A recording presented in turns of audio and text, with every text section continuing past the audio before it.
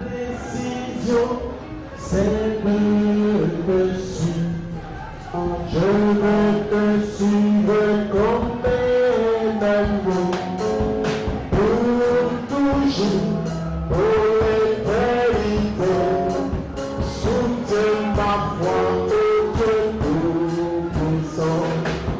Pour toujours, pour l'éternité. Soutiens ma foi, ô Dieu tout-puissant. Ma décision, c'est de te suivre. Je veux te suivre comme un agneau. Pour toujours, pour l'éternité. Soutiens ma foi, ô Dieu tout-puissant. Pour toujours, pour l'éternité. Soutiens ma foi, ô Dieu tout-puissant. Nous allons prendre le livre de Psaume 23. Nous allons revenir à l'autre sujet. Nous étions en train de parler du rôle des serviteurs de Dieu dans le service divin. Dans cette lancée, nous avons commencé à nous entretenir sur la vie. Alléluia. Et depuis un certain temps, nous sommes sur la vie. C'est que la vie, vous voyez, dans la maison de Dieu, la vie au devant du Seigneur. Nous devons pouvoir appréhender ces choses-là et nous comporter de la bonne manière. Dans le livre de Psaume 23, nous allons lire ce passage. L'Éternel est mon berger, je ne manquerai de rien. Cela dépend de la manière dont chacun parle. Oui, nous lisons ce passage, mais comment la lisons-nous? Celui qui lit, comment ressentir cela? Oui, tout le monde peut venir réciter. L'Éternel est mon berger, je ne manquerai de rien. Mais quand quelqu'un en parle, en entrant en lui, dans la profondeur de son cœur, quand il dit l'Éternel est mon berger, dans son être, s'il ressent profondément que le Seigneur est réellement son berger, alors Dieu fera de sorte qu'il ne manque de rien. Il me dirige vers des eaux paisibles. Vous voyez, vous le savez, les serviteurs de Dieu ont eu à parler de ces choses. Le monde animal est un monde dangereux. Nous, bien aimés, on a la télévision, certains ont l'habitude de regarder les documentaires. C'est le plus fort qui se sert de briller. Et même auprès des hommes, il y a des prédateurs. Or, nous, quand nous parlons en tant que brebis. Alléluia. En tant que brebis, en tant que biche. Comme la sœur Vincent nous a offert cette biche-là. Quand vous la voyez, vous voyez qu'elle est inoffensive. Elle n'a même pas de corps pour dire qu'elle va blesser quelqu'un. Elle n'a même pas de corps pour dire qu'elle peut mordre une personne. Ce qu'elle peut faire, c'est de goûter seulement de l'air. Et il y a des prédateurs qui l'attendent. Imaginez-vous un tel animal qui, après avoir fini de chercher la nourriture, après avoir goûté, désire aller maintenant pour se rafraîchir. Mais ce n'est pas le danger que je fais. Il y a un animal féroce.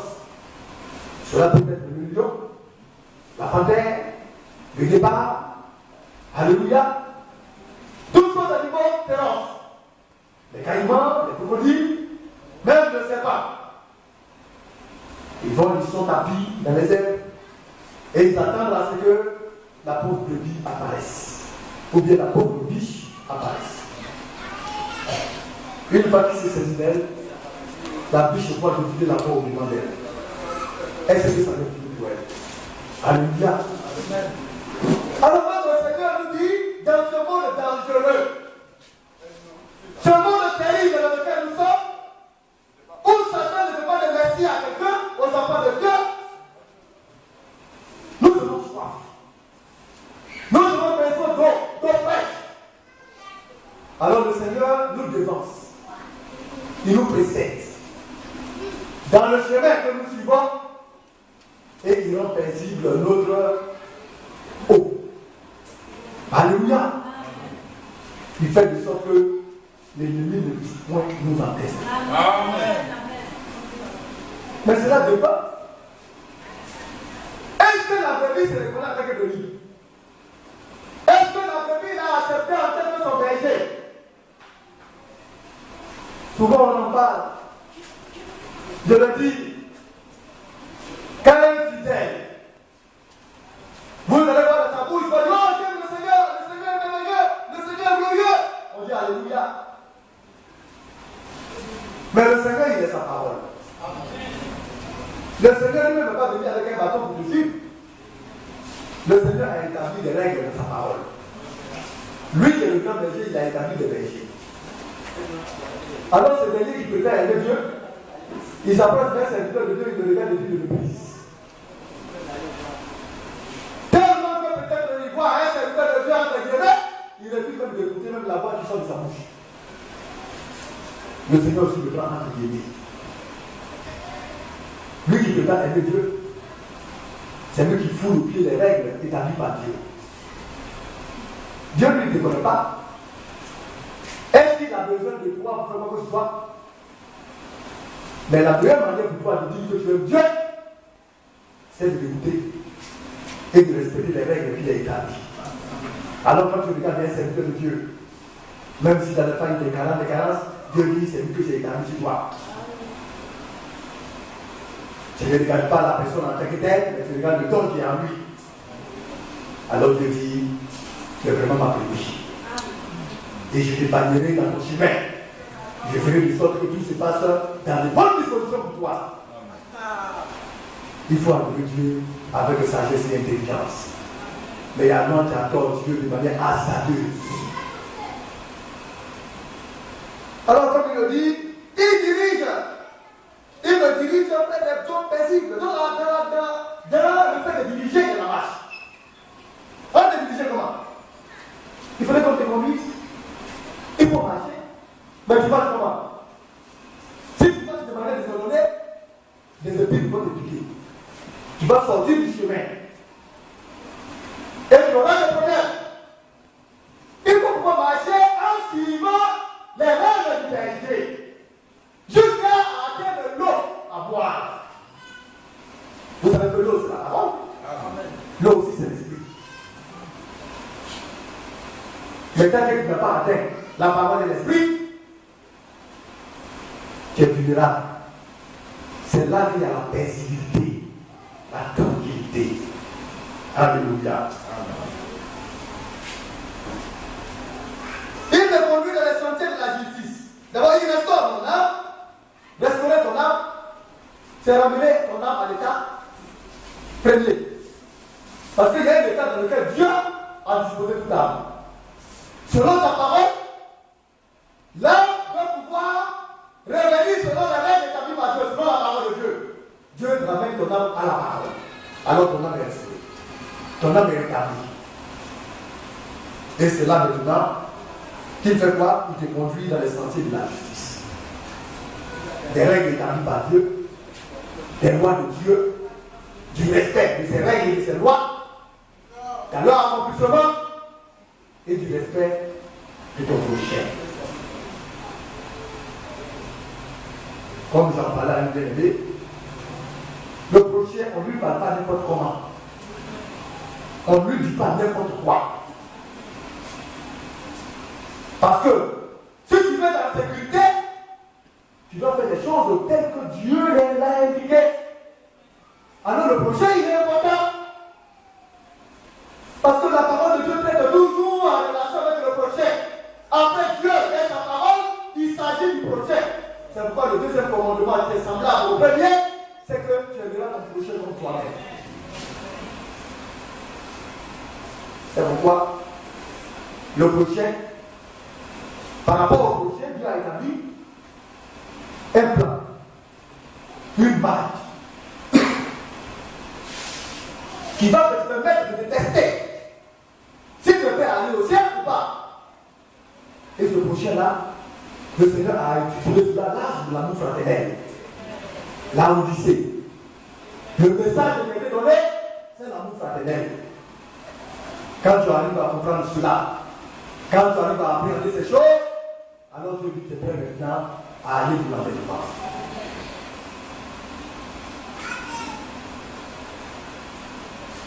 À cause de son nom, nous connaissons ce nom, hein? C'est le nom du Seigneur Jésus-Christ. Et il fait tout à cause de son nom. Père, je fais connaître ton nom aux hommes que tu m'as donnés. Et ils sont à toi. Alléluia. Nous avons été donnés à Dieu. Nous avons été donnés, pris par Dieu, et nous avons été donnés à notre Seigneur Jésus-Christ. Et il nous a donné le nom de son Père. C'est pourquoi nous sommes appelés de son nom. Des croyants, des chrétiens, des Christ. En Christ, il est Dieu. En d'autres termes, nous sommes des petits dieux. Alléluia. Nous continuons un peu. Quand je passe de la vallée de la mort de la mort, même quand je suis en train de marcher, on dit associé ici, on dit un lion ici, on dit qu'il y a une situation d'animé qui vient derrière et devant. Mais je sais où je marche. Amen. Je sais qui est le chrétien. Je sais que je ne peux pas copier les règles établies par Dieu. Alors il dit, tu es avec moi. Quand vous êtes ton bâton me rassure, tu baisses au-devant de moi une table, en face de mes adversaires. Tu vois Dieu ma tête. L'option est toujours là. Quand on parle d'option, on parle de disposition. Vous savez, dans toutes nos actions, nous devons avoir une bonne disposition. Amen. Amen. Mais, quand tu baisses ton frère, c'est que l'option n'est pas là. Parce que l'option, c'est le Saint-Esprit qui te conduit. Alors l'option fera de sorte que tu te comportes de la bonne manière. Oui, le bonheur. Vous connaissez cela? Oui, c'est cela. Et ma coupe de vote. Oui, le bonheur et la grâce m'accompagneront. Le bonheur et la grâce. J'étais en train de prier sur une méditation. La Bible dit que celui qui réfléchit sur les choses trouve le bonheur. La réflexion. Le chrétien doit être un homme de réflexion. Il faut bien réfléchir. On ne pose pas les actes n'importe comment. On ne fait pas n'importe quoi. Tu veux avoir le bonheur, il faut savoir réfléchir sur Dieu. Le bonheur et la grâce m'accompagneront tous les jours de ma vie. Alors, pas de la vie. J'habiterai dans la maison de l'Éternel. Alors, on parle tous les jours de sa vie. Cette vie, la Dieu te donne. Elle est faite pour la vie. La vie sans Dieu n'est pas une vie. Amen. La vie en dehors du Seigneur, c'est la catastrophe. Amen. C'est pourquoi nous devons veiller à faire les choses selon Dieu pour prétendre avoir la vie. Amen. J'habiterai dans la maison de l'Éternel jusqu'à la fin de mes jours. Tous les jours de ma vie, je vais habiter dans la maison de l'Éternel. Une parenthèse. On continue dans notre message. Aujourd'hui, j'étais passé à une convention. En écoutant la parole de Dieu, les hommes ne tiennent pas compte des Écritures. Dans l'inspiration des hommes, les hommes parlent. Ils disent beaucoup de choses. Alors le prédicateur qui parlait, dans l'euphorie, il a parlé de l'âge de la Odyssée et du message. Il dit, le temps du message est facile. Nous sommes maintenant dans le temps de l'écoute. Je ne sais pas ce qu'il veut dire. Tant que la Odyssée n'est pas passée, le temps du message est déjà passé. Amen. Les Écritures nous orientent. Il n'y a pas 8 âges. Il y en a que 7. Les saisons sont passées. Et nous sommes dans le dernier. Le dernier âge de sa sœur avec l'enlèvement de l'épouse. Amen. Ce sont les Écritures. Nous devons être forts. Quand les hommes ont la faut des affirmations. Nous sommes dans l'âge de l'époux. Ça veut dire quoi? Bien-aimé, qu'est-ce qu'ils appellent l'âge de l'épouse? Mais ce qu'ils ignorent, c'est que l'épouse a commencé depuis le premier âge. Amen. Ça, c'est une manière de parler. Alléluia.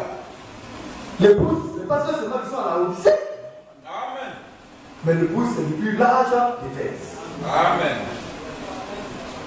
Et puis, quand on parle, mais une personne consiste à être à la Odyssée, mais est-ce que c'est un vainqueur? Amen. Mais on va faire comment? C'est par la parole. Amen. Chacun a sa responsabilité. J'ai dit toujours avec mes frères et sœurs. Un serviteur de Dieu revient par rapport au service qu'il fait. Selon l'esprit de fidélité avec la parole qu'il prêche et la vie qu'il mènera. Un frère, c'est sa vie, sa position, son positionnement dans la foi. Une sœur, c'est sa vie. Et je dis toujours à mes sœurs, tu n'es pas soumise, tu n'iras pas dans l'enlèvement. Ce n'est pas un jeu, ce n'est pas une question de calcul. C'est une réalité. C'est un choix à la vie. Tu fais le choix, tu prends tes dispositions. Un frère aussi qui pèse son droit, qui ne fait pas sa position, qui n'est pas dans l'enlèvement. Ce sont les règles établies par Dieu. Et chacun doit pouvoir y veiller. Amen. Chacun doit jouer son rôle. Chacun doit se comporter de la bonne manière qu'il soit. C'est ça la parole de Dieu. Chacun a une tâche. À la maison, à l'église, dans sa vie. C'est ton travail. Chacun doit travailler à son sens pour être un vainqueur. Quand tu finiras en tant que les sœurs, et que tu achèveras ta course en tant qu'une femme soumise entièrement, comme le Seigneur l'a dit, et puis de se faire encore dans cet âge, c'est difficile, parce que Dieu dit en toutes choses. Parce que nous sommes parvenus en fait, nous devons pouvoir vivre toute parole qui sort de la bouche de Dieu. Amen. Et là, le challenge des sœurs, c'est qu'en toutes choses, elles doivent être soumises à leur mari. Amen. Et les frères, à leur tour, doivent se vêtir à un meilleur plan. En prenant soin d'eux spirituellement Amen. et dans les autres domaines. Amen. C'est la parole. Alléluia. En parenthèse, nous sommes dans la Odyssée et nous n'allons pas continuer avec la Odyssée. Amen. C'est dans la Odyssée que le Seigneur viendra nous chercher. Amen. Voilà. Donc qu'ils arrêtent avec le nouveau âge d'épouse. On ne connaît pas cela. Nous savons que nous nous préparons par l'enlèvement. Il faut recevoir le message du temps de la fête, qui est un retour à la doctrine des apôtres et des prophètes, et c'est cela qui nous prépare à l'enlèvement. Quand nous savons ces choses, nous pouvons dire que nous sommes heureux. Parce que c'est un privilège. C'est ça le bonheur premier, et c'est ça la grâce de Dieu. Alléluia. Nous allons parler de croissance. La vie renferme plusieurs paramètres. Quand tu dis que tu as réussi ta vie, c'est que tu es bien guéri. Donc il faut être du nouveau spirituellement. Alléluia. C'est que tu as été bien nourri. La nourriture que tu as reçue a été bien intégrée à toi, tu as bien assimilé, tu as bien compris. Et quand tu as bien compris, alors tu grandis. Et c'est de cela que nous sommes en train de parler, la croissance. Jésus lui-même a eu à grandir. Amen. Il était tout petit, mais il a grandi. Mais quand il grandissait aussi en sagesse. Amen. Nous aussi, dans la maison de Dieu, quand nous vieillissons, nous devons grandir en sagesse. Amen. Nous allons prendre le livre de Luc.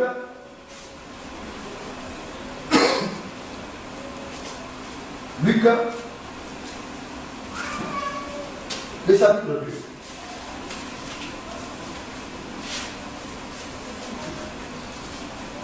2. Le ministre a dit le verset 51, à partir du verset 51 au verset 52.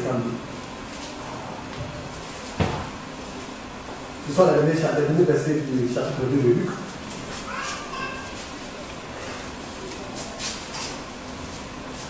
Luc, chapitre 2, Oui. verset 51. Puis, il descendit avec eux pour aller à Nazareth. Et il était soumis. Alors Jésus descendit avec ses parents par là à Nazareth. Bien aimé, Jésus est le modèle parfait. Même il a donné l'exemple aux enfants. Amen. Vous dites qu'il était aussi tout petit. Amen. Il nous a ressemblé, il s'est assimilé aux hommes. Il a devenu semblable à nous. Il a été tout petit et il a montré l'exemple de fidélité avec son père et sa mère. Et l'exemple de fidélité avec Dieu son père. Dans tous les domaines, Jésus a été correct. Amen. Nos enfants doivent ressembler à Jésus. Amen. Parce que qui était le petit Jésus? Aujourd'hui, dans l'Église catholique, on parle du petit Jésus. Ils ont fait de cela de doctrines bizarres.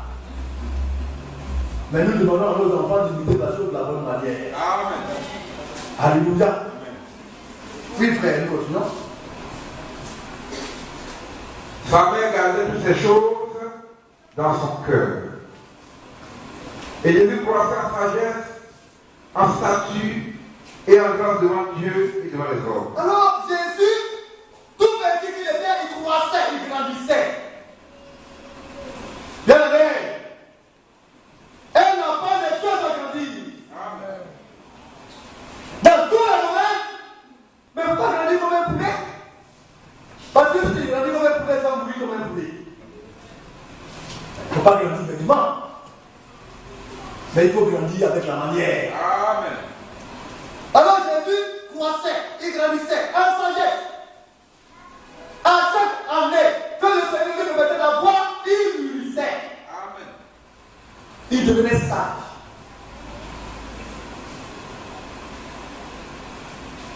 Deux ans.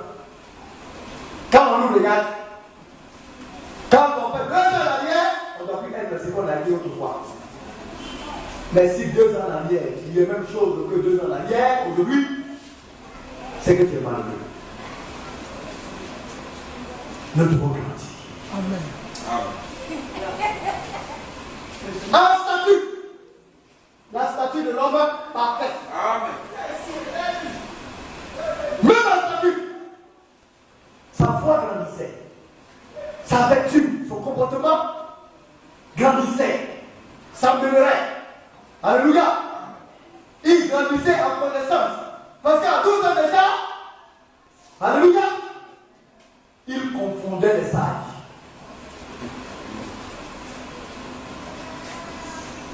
Sa patience, toutes ces choses-là, la piété, jusqu'à la bouffe fraternelle, Jésus grandait même en statut. Être comme Jésus. Nous aussi, nous devons grandir en statut. En grâce, c'est-à-dire que Jésus ne se levait pas pour faire quelque chose de lui-même. Avant de parler à l'homme qui interroge Dieu. Mais nous, hommes, orgueilleux, fiers que nous sommes, pour des petits trucs que le Seigneur nous permet de faire, on veut être indépendant et faire de nous-mêmes. Un homme qui réussit, c'est celui-là qui interroge toujours Dieu dans ce qu'il fait. Amen. Les grands hommes dans la parole de Dieu ont toujours agi ici. S'il y a eu un grand David, c'est parce qu'il a toujours interrogé Dieu. Amen. Regardez sa vie. Il s'est levé de lui-même pour aller faire des sacrifices. Parce que Dieu l'a mis dans une position. Il n'était rien. Dieu est parti le prendre. Viens, je vais te placer là. Quand Dieu l'a placé, il a oublié Dieu. Mais David, quand Dieu l'a placé, il a cherché un homme fidèle. Il a dit, viens être mon prophète. Alléluia. Il y avait des hommes pieux qui étaient autour de David. À chaque situation, il s'indiquait, il les interrogeait. Il ne comptait pas sur sa force. Mais il comptait sur la grâce de Dieu. Amen. C'est le chemin pour grandir facilement et pour réussir. Et en grâce devant Dieu et devant les hommes. Même les hommes étaient d'accord avec sa croissance. Jésus a suivi des étapes. Et nous? Et nous? Alléluia. Nous allons prendre le livre de 1 Corinthiens, le chapitre 3. Ce que je disais tout à l'heure. L'amour de Dieu remplit des critères, des règles.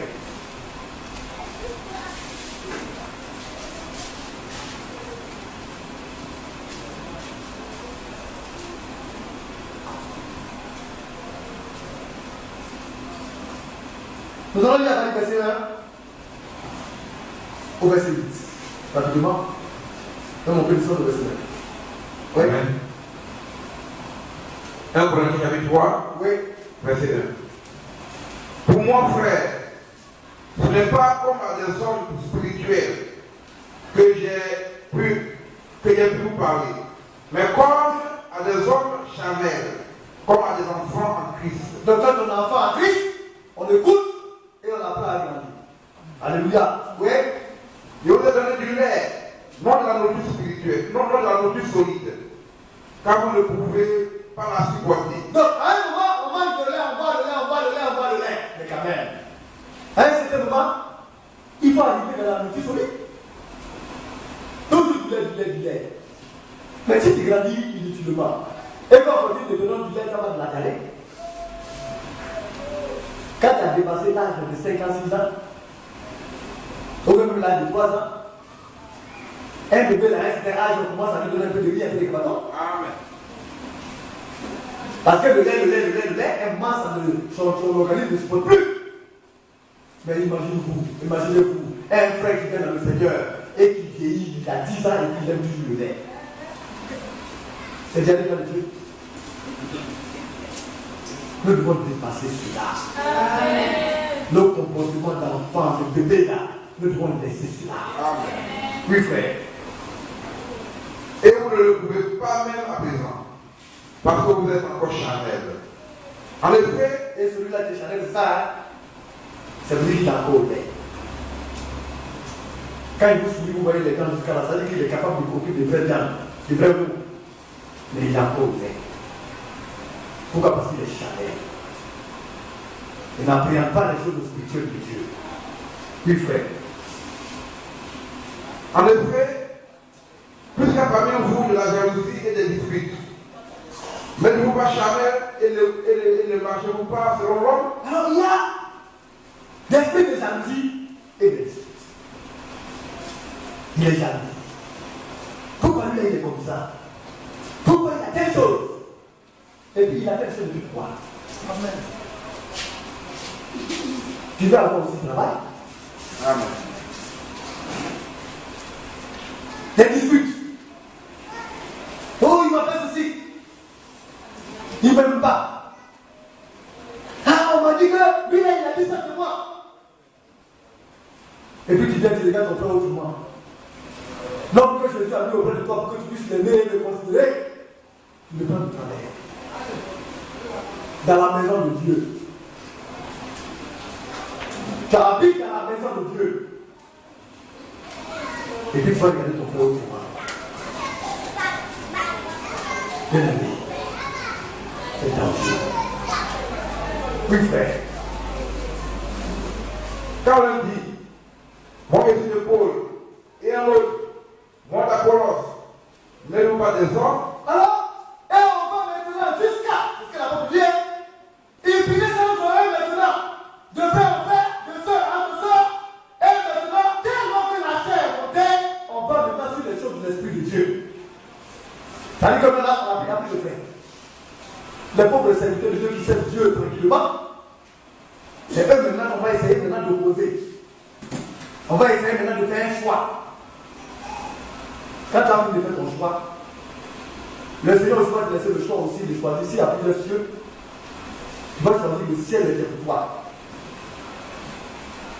s'il y a plusieurs royaumes de cieux là, qu'est-ce que tu choisis les serviteurs de Dieu? Dieu a placé quelque chose en lui pour voir. Les pauvres serviteurs, on dit des serviteurs de Dieu, que Dieu lui-même a appelé. Sa mère demandait là à vie, et puis il les a placés afin qu'il puisse t'aider à croire. Toi tu dis non, lui là il est pour moi, je ne parle de lui là. Quand tu as fini de faire ça, le Seigneur va décaler son royaume, et puis Satan va te présenter maintenant ses royaumes. Qu'est-ce que tu peux faire selon toi? Parce que tu n'es jamais. Amen. Un vrai enfant de Dieu doit apprendre à respecter les serviteurs de Dieu et les aimer tous. Quand on vient serviteur de Dieu, viens, il y a quelque chose qui se passe en toi, tu ne peux pas rester tranquille parce que l'Esprit de Dieu m'ouvre en toi. Alors on dit non, lui là, il va aller loin. Il va voler au beau.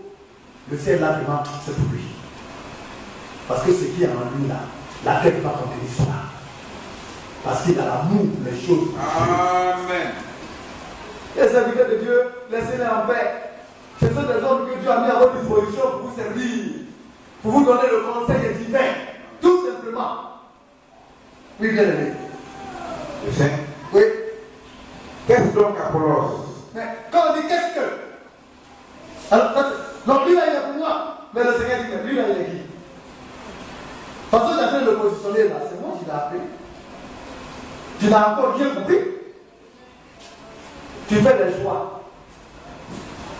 Ton choix n'a pas de valeur. Amen. Amen. Parce que c'est ce que moi j'ai décidé. En le positionnant, c'est l'un et l'autre de la complémentarité qui fait de lui quelque chose. Qu'est-ce qu'il y a pour eux? Sans de la base. Ils ne sont rien. Ils sont complémentaires. Amen. Alléluia. La racine va se lever. Oh, alléluia. Moi, la racine ici, pourtant, c'est moi qui suis là. Mais s'il n'y a pas de tronc où la sève de la racine va puiser, elle va passer là, la racine sert à quoi? Ah là, le tronc aussi dit, alléluia, moi aussi, ceci, cela. Mais s'il n'y a pas de branches, ça sert à quoi? Tout est coordonné. Tout est petit. Amen. Tout est emboîté. Amen. Les 5 ministères s'envoient les uns les autres pour le perfectionnement du saint que ton est. Alors tu dois être spirituel et émotionnel, tu n'as pas de choix à faire si ce n'est le choix de Dieu. Amen. Oui, frère. Qu'est-ce donc Apollos et qu'est-ce que Paul, les serviteurs? Oui. Par le moyen desquels vous avez cru, selon que le Seigneur l'a ordonné à chacun. Alors, c'est des canaux par les moyens desquels vous avez cru, des canaux par les moyens desquels vous avez édifié, vous recevez le conseil divin. Mais selon qui? Selon que le Seigneur l'a ordonné. Quand il vient là, c'est vrai que quand on regarde, un certain Dieu ne peut pas venir pour tomber les torches pour dire qu'il y a quelque chose. Parce qu'ils ne sont que des serviteurs unis. Amen. Tu vas bomber torche. Demain, Dieu va te montrer que tu l'es. Parce que c'est lui qui t'a appelé, qui t'a choisi. Les serviteurs de Dieu, le secret. Plus un serviteur de Dieu est humble, plus il grandit dans le ministère. Amen. Ce n'est pas un lieu d'orgueil, mais c'est un lieu d'apprentissage Amen. et de croissance au devant de Dieu. Oui, frère. Amen. Le 6. Oui. J'ai planté. C'est l'apôtre Paul qui parle. J'ai planté. Alléluia. J'ai pris la tabac, je me suis levé et j'ai planté. J'ai creusé, j'ai mis dedans. Amen. Ça s'arrête là. Quand j'ai creusé là, puis j'ai mis en bas. Je sais ce qui se passe dans le sol. S'il y a un mec qui vient attaquer, venez piquer, vous voyez la semence, vous mettez du mort, et puis tu vas dire, il l'a, et tu vas y aller dedans. En bas de la terre, il y a un coup de bras. Amen. Peut-être qu'il y a une pierre. Quand on veut mettre de l'eau, il y a une pierre qui empêche l'eau là de faire. Peut-être que dans le monde mystère, mystérieux, Dieu est venu pousser la terre pour qu'il laisse ma semence la grandir. Amen. Elle est le mystère de la vie. Amen. Souvent, vous voyez la plante, elle est penchée, elle est tordue. Elle se tourne comme ça, puis elle sort. Satan vient placer son caillou. Vous dites que l'autre va descendre là, tu ne vas pas goûter. Tu vas mourir. Dieu dit, il y a un autre chien, il faut passer par là. Et puis vous la voyez le plancher. L'autre, on voit un frère qui est plancher, il peut passer. Non, il est plancher. C'est Dieu qui le laisse. C'était le chemin, la voie de la vie que Dieu t'a indiqué. Là, tu ne sais pas, et puis tu critiques et tu juges. C'est Dieu qui fait le plaisir. Paul est parti planter seulement. Il a creusé, il a mis. Apollos aussi, Dieu dit prends l'eau, viens verser dessus, il n'a qu'à boire, il est parti arroser. Qui va me faire? C'est Dieu. Si Paul a planté, et puis Apollos a arrosé, et que la plante est meurt, ils n'ont rien fait. C'est pas ce qu'ils ont fait là qui est important. Mais c'est la vie liée à jamais de ce planting et de l'arrosage qui fait la plante. C'est Dieu qui te fait. C'est Dieu qui te donne la vie. Oui, bien. J'ai planté, Apollos a arrosé, mais Dieu a fait quoi? Alors c'est Dieu qui fait pousser. C'est Dieu qui fait grandir. Bien aimé, ta croissance dépend de Dieu. Il utilise des moyens, il crée des dispositions afin que tu grandisses. La disposition qu'il donne, c'est sa parole. Amen. Alléluia. Amen. Tu as deux plantes et que les autres arrosent, alors Dieu c'est Dieu qui fait pousser. Amen. Chacun est l'homme. Amen.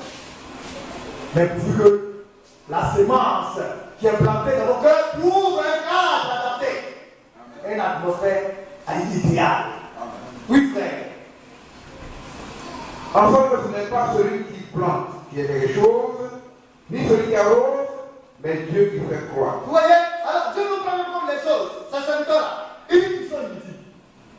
Mais ça ne veut pas dire que vous devez dire qu'ils sont inutiles, c'est devant Dieu qu'ils sont inutiles, pour vous ils sont précieux. Amen. Parce qu'il y en a qui parlent comme ça. On dit Dieu dit qu'ils sont inutiles. Et Dieu veut les faire. Tu vas t'amuser. Ta bouche ne va pas se passer. Il faut respecter les serviteurs de Dieu. Ce sont les porteurs de la parole de Dieu. Ils sont précieux au-devant de Dieu. Ils sont des points. Mais Dieu veut les amener à l'humilité pour dire ils sont des soignés. Alléluia. Oui, frère. Oui. Celui qui plante et celui qui arrose sont égaux. Devant Dieu, c'est quel de son nom? Mais c'est pas du planter. Même chose. Amen. Donc tu n'as pas de choix à faire. Alléluia.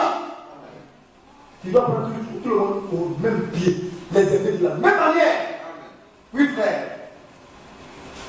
Celui qui plante et celui qui arrose sont égaux. Oui, chacun sera sa propre récompense selon son propre travail. Maintenant, comme ils sont égaux, mais ça ne veut pas dire qu'ils seront les mêmes récompenses. Parce qu'il y en a qui travaillent plus que d'autres. Amen. Donc, en fonction du travail des uns et des autres, la récompense sera orientée. Alléluia. Même maintenant, les prophètes, ils sont égaux. Mais la récompense sera diverse. Un pasteur, la récompense sera diverse.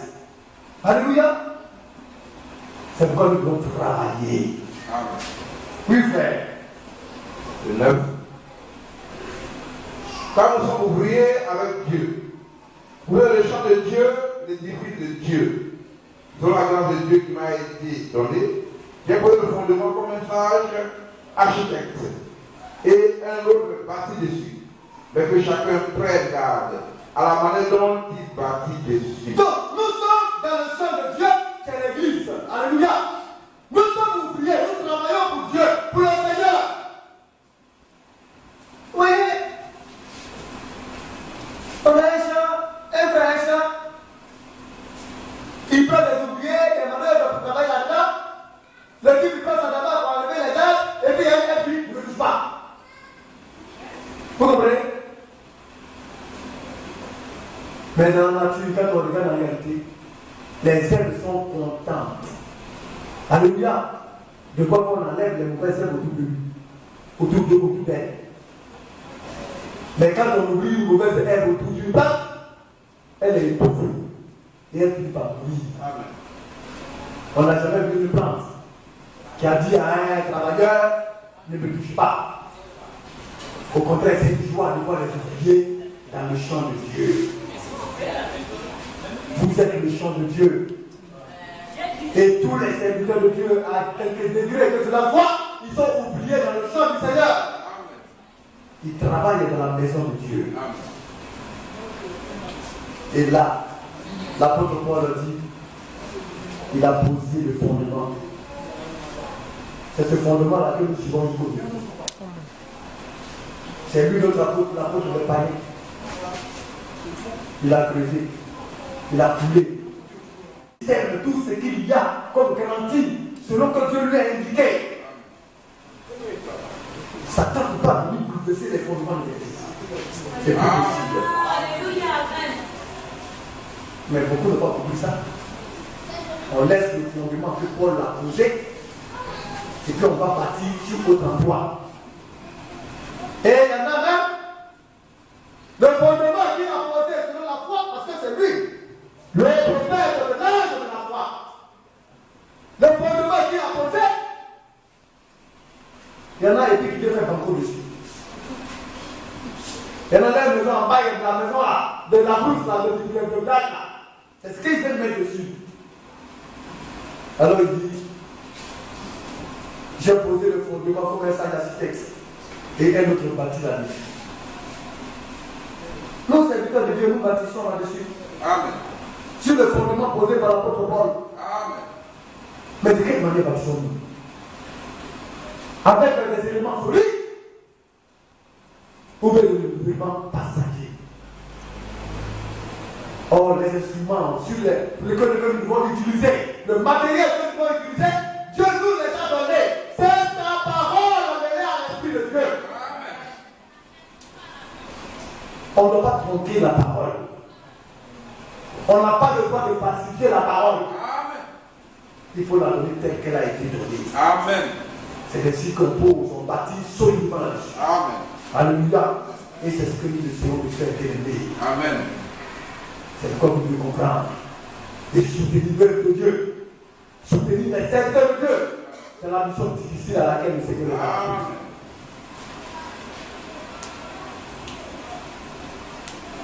Nous allons prendre le 2 Corinthiens chapitre 17.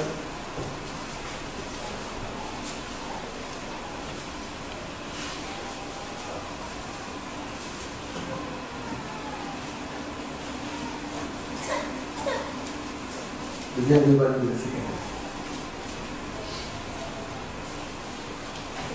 15. 2 Corinthiens chapitre 10, verset 15. Oui.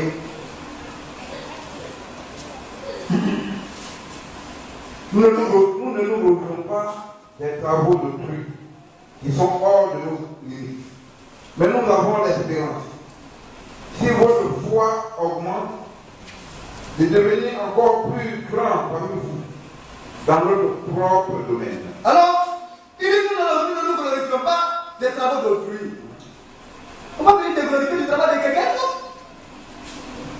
C'est pourquoi Dieu appelle des serviteurs de Dieu de chaque maison. Dieu a délimité la portion de chacun. C'est comme ça. Si tu ne discernes pas, parce qu'il y a une chose de imaginons, les serviteurs de Dieu, il y en aura toujours de bons et il y en aura de mauvais.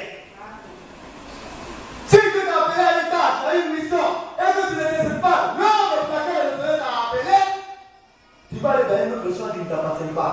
Et tu vas travailler cadeau. Le jour que le Seigneur va venir, tu seras zéro. Parce que le Seigneur t'a amené dans cette mission. Ça fait peur, hein? C'est terrible. Alors quelqu'un qui n'est pas appelé à être un pasteur, il s'est lève aujourd'hui et puis dit bon, il est pasteur. Il va créer l'église. Mais tu vas conduire l'église comment? Est-ce que Dieu t'a donné les talents pour ça? Alors que Dieu t'a demandé à servir dans une maison. Alléluia. Quand on ne comprend pas ces choses, cela devient dangereux.